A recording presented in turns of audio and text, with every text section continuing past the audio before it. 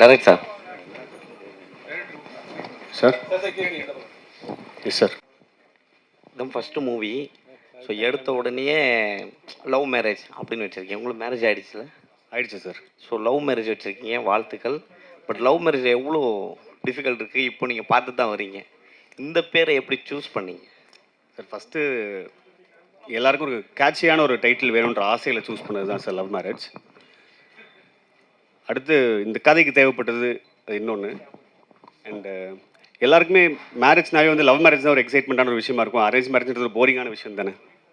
So அதனால் இன்ட்ரெஸ்டிங்காக இருக்கும்ன்ற ட்ரஸ்ட்டில் choose பண்ணது தான், எல்லாருக்கும் பிடிக்கும்ன்ற ட்ரஸ்ட்டில் சூஸ் பண்ணது தான். வாழையில் நுழையிறதுக்கு ஈஸியாக இருக்கும். தேங்க்யூ.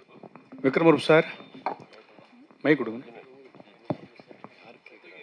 சார். சார், இந்த படம் வந்து 30 வயசுக்கு மேலே கல்யாணம் ஆகாத இளைஞர்களை பற்றி நிறைய பேசுது அப்படின்னாங்க. சமீப காலமாக 2-3 வருஷத்தில் நிறைய பேர் ஜென்ஸ் வந்து பொண்ணு கிடைக்காம கஷ்டப்படுறாங்க. அப்படியே பொண்ணு கிடைச்சாலும் எல்லா பொண்ணும் ஐடி கேட்குறாங்க, இன்ஜினியரிங்காங்க, டாக்டருங்காங்க, மற்ற கொஞ்சம் கவர்மெண்ட் வேலை. இந்த மற்றவங்கலாம் வந்து ரொம்ப பாதிக்கப்படுறாங்க. ஒரு மீடியா வச்சுக்கோங்க, கேமராமேன் வச்சுக்கோங்க, நடிகர் வச்சுக்கோங்க, ஒரு ப்ரைவேட்டில் வேலை பார்க்கவங்கலாம். அதை பற்றி என்ன சொல்ல வரீங்க? இந்த படம் என்ன சொல்ல வருது? இது இது இது வந்து நிறைய விஷயங்களை பற்றி பேசுது. இப்போ நீங்கள் சினிமா இந்த மாதிரி விஷயம்னு சொல்ல போதே எனக்கு பிரியன் சொல்லியிருக்காரு, அவருக்குன்னு கல்யாணம் நடக்குதுங்கிற போது நீ சினிமாவில் இருக்க, உனக்கு எப்படி அவ்வளோ ஈஸியாக பொண்ணு கிடச்சிச்சு அப்படின்னு கேட்டாங்களாம். ஏதோ ஒரு லக்குன்னு தான் நான் நினைக்கிறேன். பட் அதையும் தாண்டி நிறைய விஷயங்களை பற்றி பேசுது.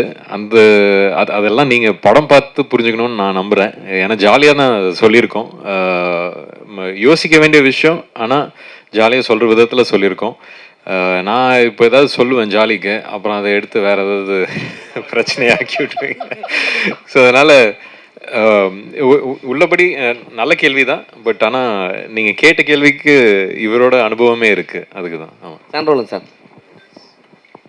சார், மிஸ்கின் சாரை வந்து கொஞ்ச நாள் முன்னாடி நம்ம தாஸ் சார் வந்து இதே மேடையில் வாங்குவாங்கன்னு வாங்கினாரு. ஆமாம், பார்த்தேன்.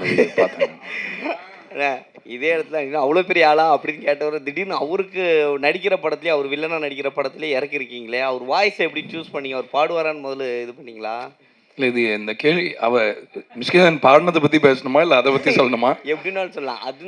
இல்லை என்னன்னா சிசி, நம்ம கலைஞர்களாக இருக்கும் பொழுது, நம்ம உணர்ச்சி பெருகும் பொழுது நம்ம சிலது பேசுவோம்.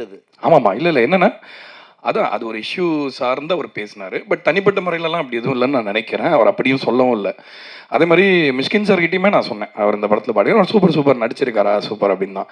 ஸோ கலைஞர்கள் என்னென்ன இப்போ பொதுவாக வெளியிலேருந்து பார்க்கும்போது இவருக்கு அவர் போட்டி, இவரை சொல்லிட்டாரு அப்படின்றதெல்லாம் வந்து ஆக்சுவலாக உள்ள எதுவுமே இருக்காது. அடுத்த நாள் திரும்ப இதே இண்டஸ்ட்ரியில் தான் நம்ம இருக்கணும். ஸோ அதனால் இந்த மனிதாபிமானம்ன்றது எல்லாருக்குமே, என்ன மனிதர்களாக படாத கஷ்டம் கிடையாது. இல்லை, நிறைய இடிப்பட்டு தான் ஒரு இடத்துக்கு வரோம். ஸோ அதனால் அங்கே ஃபுல் ஸ்டாப் வச்சுட்டு மிஸ்கின் சார் பாடினதுக்கு வரேன். எனக்கு வந்து பொதுவாகவே முதல் படத்துலேருந்தே அவருடைய வாய்ஸில் ஏதோ அவர் நல்ல மியூசிக் சென்ஸ் இருக்கிற ஆள்.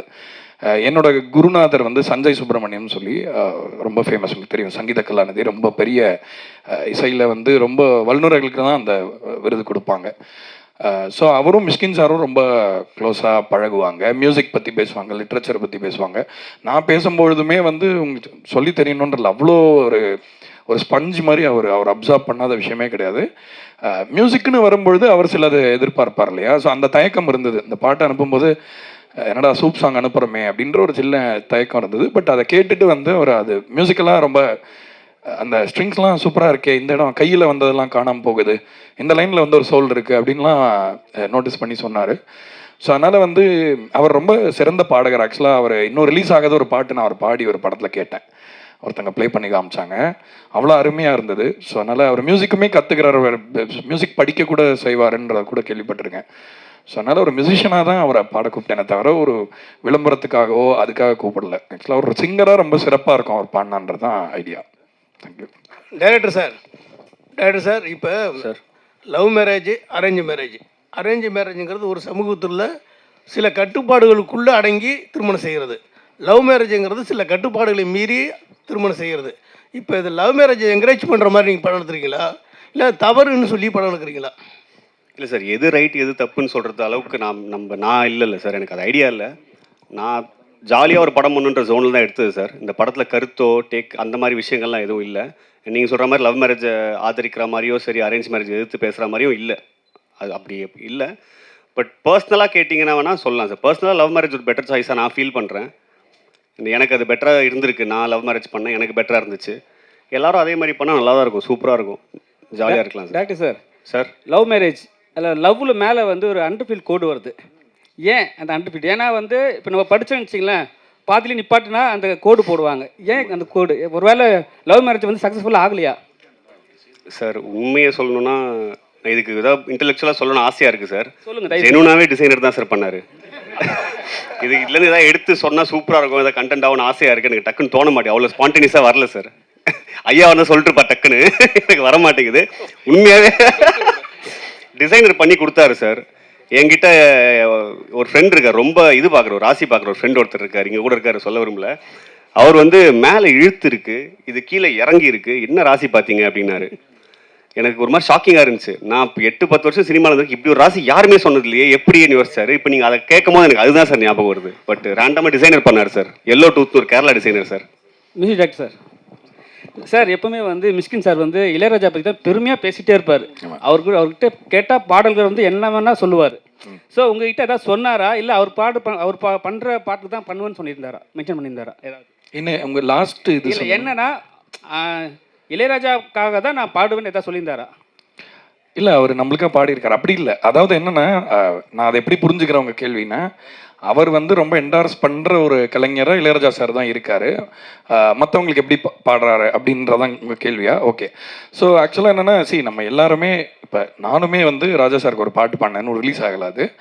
பட் இளையராஜா சார் வந்து ஒரு பெரிய நட்சத்திரம் மாதிரி, அவர் ஒளி வந்து யார் மேலேயுமே படாமல் இருக்காது. ஸோ அந்த ஒரு அடிப்படையில் ஒரு ஃபேனாக தான் அவரை சொல்கிறேன். அண்ட் சிறந்த ஒரு கலைஞர் அண்ட் ஒரு நம்ம எல்லாருக்குமே சீனியர் இண்டஸ்ட்ரியில்ன்ற முறையில். But Mysskin sir is very very open for collaboration. In fact நான் சொன்னேன், அவர் என்னை பற்றி கேள்விப்பட்டிருந்தாருன்னா இந்த பாட்டை எதிர்பார்த்துருக்க மாட்டார் எங்கிட்டேருந்து. இப்போ ஃபார் எக்ஸாம்பிள் அவர் வந்து ஒரு மாதிரி ஒரு சோல்ஃபுல்லான பாட்டா அந்த மாதிரி இவன் அனுப்புவான் அப்படின்னு அவர் நினச்சிருந்துருக்கலாம். பட் ஆனால் நம்ம அனுப்பின பாட்டு அந்த மாதிரி இல்லைன்னா கூட அந்த பாட்டுக்கு நம்ம கொலாபரேட் பண்ணலாமே, ஜாலியாக ஒரு பாட்டு பண்ணலாமேன்ற இதுதான். பொதுவாகவே அவரை பற்றி நான் மிஷ்கின் சாரை பற்றி ஒன்று கிளாரிஃபை பண்ண விரும்புகிறேன். அவர் வந்து சினிமாவை பற்றி ரொம்ப சீரியஸாக பேசுறதுனால அவர் வந்து என்னமோ ரொம்ப சீரியஸான ஆள், அவருக்கு ஐ மீன் ஒரு ஃபன்னியாக இருக்க மாட்டார், ஜோவிலாக இருக்க முடியாதுன்றல அவர் ரொம்ப லைட் ஹார்ட்டடான பர்சனாக தான் எனக்கு தோணார் என்னோட இன்ட்ராக்ஷன்லேருந்து. அண்ட் இளையராஜா சாரோட லவ் வந்து அவரோட பர்சனல் லவ். பட் உங்களுக்கும் தெரியும், நான் வந்து ராஜா சாரோட பெரிய ரசிகன் அப்படிங்கிறதுனால அந்த ஒரு புள்ளியில் இணைஞ்சோன்னு நினைக்கிறேன். ஐ திங்க் ரெண்டு பேருக்குமே அந்த ஒரு சென்சிபிலிட்டி பிடிச்சதுனால மேபி அப்படி தோணுச்சு. சார் மிஸ்கின் சார் ரொம்ப நேரம் எடுத்துக்கிட்டாரா பாடுறதுக்கு? 2 மணி நேரத்தில் முடிச்சுட்டார். ஆக்சுவலாக ஒரு பாட்டு வந்து ஒரே ஒரு வாட்டி தான் கேட்டார், வந்துட்டு பாடிட்டு அப்படியே கிளம்பிட்டாருன்னா அடுத்த ஒரு ஷூட் இருந்தது, ரொம்ப அருமையாக பாடினார். சார் மிஸ்கின் சார் எப்பவுமே எல்லா படத்துக்கும் ப்ரொமோஷனுக்கு வருவார். லாஸ்ட்டு ஒரு மேடையில் வந்து ப்ரமோஷன் கூப்பிட்டு 5 லட்ச ரூபா கொடுத்தா தான் வருவேன்னு சொன்னார். நீங்கள் என்ன கூப்பிட்டு பார்த்தீங்களா? இல்லை, எனக்கு அதை பற்றி தனிப்பட்ட கருத்தில் எனக்கு தெரியவும் தெரியாது. தெரிஞ்சாலும் நான் சொல்லக்கூடிய ஆள் இல்லை, எனக்கு அதை பற்றி தெரியல. சார் மைக் சார், நீங்கள் வந்து அரேஞ்ச்மெண்ட் மேரேஜ்னு நினைக்கிறேன். ஆனால் அன்னை இல்லத்தில் நிறைய காதல் திருமணம், இப்போ கூட காதல் திருமணம் நடந்திருக்கு. உங்களோட தனிப்பட்ட பார்வையில் இப்போ உள்ள ஜென்ரேஷன் வந்து லவ் மேரேஜ் பெஸ்ட்டா, arrangement marriage?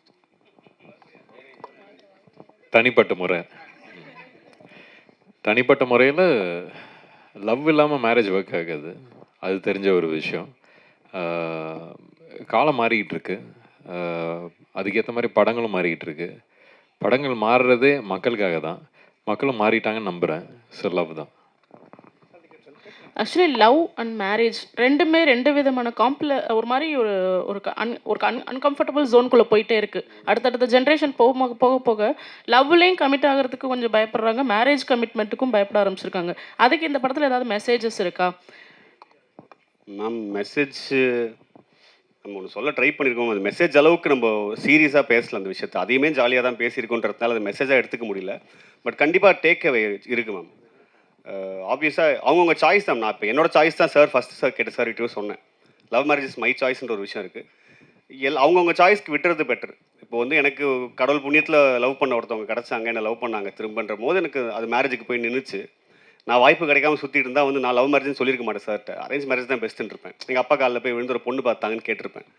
So better options தான், எது கிடைக்குதோ, எந்த வாய்ப்பு கிடைக்குதோ அது சூஸ் பண்ணிட்டு போகலாம். But any thing is better, both is there choice தான் மேம். ஓகே, அதே அந்த மாதிரி டைட்டிலில் வந்து அந்த மேலே இருக்கிற கோடு இருக்கு இல்லையா, ஸோ டு பி கண்டினியூடுன்னு தான் நான் புரிஞ்சுக்கிட்டேன். Love have to be continued அப்படின்னு. இது இப்போ ஏன்னா படிச்சுட்டு இருக்கிற விஷயத்துக்கு தான் மேலே கோடு போடுவாங்க இல்லையா. ஓகே, நான் படிக்கவே மாட்டேன் மேம்.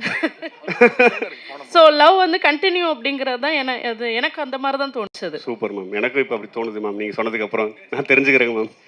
சாம்பிள் சார், இந்த சாங் பார்த்தீங்கன்னா நிறைய சாங்ஸ் வந்து 90ஸ்க்கு ஏற்ற மாதிரி தான் போடுங்க, அந்த லவ் ஃபீல் அந்த மாதிரிலாம். நீங்கள் 90ஸா இல்லை 80ஸா? நான் 87 பானு, டெக்னிக்கலி 90s கிட்டு. என்னென்னா மியூசிக்கில் வந்து இப்போ மியூசிக்கோடைய பரிமாணம் மாறி இருக்கிறது உண்மைதான். பட் ஆனால் உணர்ச்சி வந்து பழைய மியூசிக்கில் நிறைய இருக்கிறதா நான் நினைக்கிறேன். ஸோ அந்த ஒரு பிரதிபலிப்பு நம்ம கேட்டு வளர்ந்ததை நம்ம மிஸ் பண்ணிடக்கூடாது யாருன்றதுக்காக அதை நம்ம திரும்ப அதை இது பண்ணுறோம். இன்னொன்று, நம்ம மண்ணிலே இருக்கிற இசையோட ஒரு நீட்சியாக நம்மளும் இருக்கணும்ல. நம்ம இந்த மரத்தில் நம்ம ஒரு சின்ன இலையாக இருக்கோம். நம்ம வேறு ஏதோ ஒரு இதை வந்து இம்பைப் பண்ணிக்கிறதுக்கு முன்னாடி நம்மளுடைய கிரவுண்டிங்கில் ஸ்ட்ராங்காக இருக்கணுன்றனால ரெப்ரசன்டேஷனுக்காக மேக் ஷுர் நம்ம ஒரு கேட்டால் இது எந்த ஒரு மியூசிக் அப்படின்னா தமிழ் மியூசிக் அப்படின்னு யாராவது சொல்லணும் உலகத்தில். ஸோ அதுக்காக தான் நான் மேக் ஷுர் அந்த நேட்டிவான விஷயத்தை அலைவாக வச்சுக்கணும்னு நினைக்கிறேன். டைரக்டர் சார், நீங்கள் டாக்டருக்கு இது பண்ணிக்கணும்னு சொன்னாங்க சார். சார், ஒரு பேஷண்ட் வந்தாங்கன்னா குணமாயிட்டா ஒரு ராசியான டாக்டர் அப்படி சொல்லுவாங்க. நீங்கள் ராசியான டைரக்டராக ஆகிறதுக்கான வாய்ப்பு இந்த படத்தில் இருக்கா? கண்டிப்பாக இருக்குன்னு நம்புகிறேன் சார், இருக்கணும்னு ஆசையும் படுறேன். டைரக்டர் சார், அதே கேள்வி டாக்டர் கேள்வி. நீங்கள் டாக்டர் படிப்புலாம் அவ்வளோ முக்கியமானது, ஒவ்வொரு சீட்டுக்கு அவ்வளோ போராடுறாங்க. நீங்கள் டாக்டர் அவ்வளோ படிச்சுட்டு பேஷண்ட் பார்த்துட்டு டைரக்டராக இருக்கீங்களே, ஒரு டைரக்ஷன் கோர்ஸ் படித்தா அந்த கோர்ஸில் யாராவது பார்த்து ஏதோ ஒரு இது பண்ணி ஒரு எவ்வளோ மக்களை காப்பாற்றிருக்கலாம். கண்டினியூ பண்ணுவீங்களா அப்படின்னா டாக்டரா? எவ்வளவோ சொன்னேன் சார் எங்கள் அப்பா கிட்ட தான். இதே தான் சார் சொன்னேன் சின்ன வயசுலேயே. நீங்கள் சொல்கிறதே வேறு டோனில் எனக்கு தெரிஞ்ச விதத்தில் சொல்லி பார்த்தேன் சார். அவர் அக்செப்ட் பண்ணிக்க தயார். எல்லா பேரண்ட்ஸ்க்கும் ஒன்று இருக்கும்ல சார், சினிமாவுக்கு போகிறான் வீட்டிலேருந்து ஒருத்தன்னும் போது ஒரு ஸ்டெப் பேக், ஐயோ பயந்துருவாங்க சார். ஸோ எடுத்த உடனே ஒரு 99% ஃபெயிலியர் ரேட் இருக்குது ஒரு இண்டஸ்ட்ரிக்கு. நீ போகிற நாளை பின்ன சிக்கி சின்னாமனை போய் நடுத்தருக்கு வந்தால் என்ன பண்ணுவேன் அப்படின்ற ஒரு கேள்வி வந்துச்சு. வடிவேலோட அப்பா கொடுப்பாரு சார், பொட்டியை தர உதவுன்னு சொல்லிட்டு. அந்த மாதிரி எங்கள் அப்பா அந்த டாக்டர் டிகிரி கொடுத்தாரு நம்புறேன் சார். ஆனால் ஈஸியாக இருக்கும்னு நினச்சேன் சார். ரொம்ப பெரிய போராட்டம் சார். 5.5 வருஷம் டிகிரி சார், 6.5 வருஷம் படித்தேன் சார். டிபார்லாம் ஆகிட்டேன் சார். ரொம்ப பெரிய போராட்டமாக சார் இருந்துச்சு. விக்ரம் சார், சார் டேரக்டர் ஸ்டேஜில் சொன்னாங்க எனக்கு கதையே சொல்ல தெரியல, சொல்ல தெரியாது சொல்லிட்டு டேரக்டர் உங்கள்கிட்ட சொல்லிட்டேன்னாங்க. சார் அவர் கதை சொல்லும்போது உங்களுக்கு என்ன தோணுச்சு ஸ்கிரிப்ட் எடுத்துன்னு கொடுக்கும்போது? இல்லை கதை சொல்ல வரவங்க வந்து எப்பவுமே ஒரு பயத்தோடு வருவாங்க. அவங்கள எந்த அளவுக்கு நம்ம கம்ஃபர்டபுளாக ஆக்குறோமோ அதே மாதிரி அவங்களும் ஆகுவாங்க. ஸோ அவர் அப்படிலாம் சொல்கிறாரு, நல்லாவே பேசுகிறாருல்ல, இப்போ தான் பார்க்குறீங்கல்ல, நல்லாவே சொன்னார் கதையை. என்ன தேவையோ அதை சொன்னார். அதை எடுத்து மிச்சதை வந்து எனக்கு நான் ஸ்கிரிப்ட் படிக்க பிடிக்கும். அதனால் அதுக்கப்புறம் ஸ்கிரிப்ட் எடுத்து பார்த்து படித்தேன்.